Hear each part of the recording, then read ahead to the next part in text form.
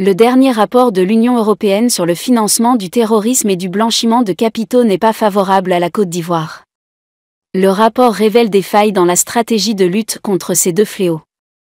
Au total, 4 pays africains sont négativement visés dans le document.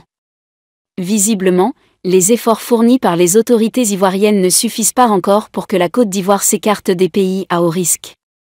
Déjà sur la liste grise du groupe d'action financière, GAFI, la Côte d'Ivoire vient d'être placée sur la liste noire de l'Union européenne en matière de financement du terrorisme et de blanchiment de capitaux.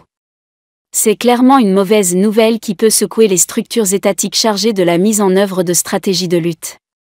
En janvier 2025, lors de son message à la nation, le président Alassane Ouattara a réaffirmé la volonté de son gouvernement à lutter contre le blanchiment d'argent et toute autre infraction liée aux flux financiers illégaux. Cette annonce solennelle avait laissé entrevoir de fortes décisions et actions qui devraient être menées cette année.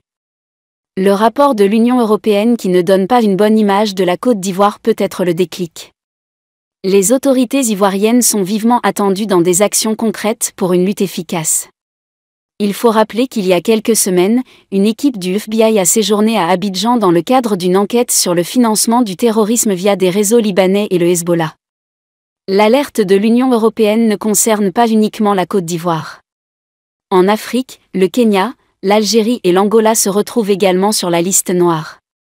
Hors des frontières africaines, on retrouve le Monaco, le Liban et le Venezuela. L'Union européenne rappelle que le blanchiment d'argent et le financement du terrorisme sont des menaces importantes sur son système financier. Les pays concernés par cette alerte rouge doivent donc travailler pour redorer leur image au risque de perdre définitivement en crédibilité.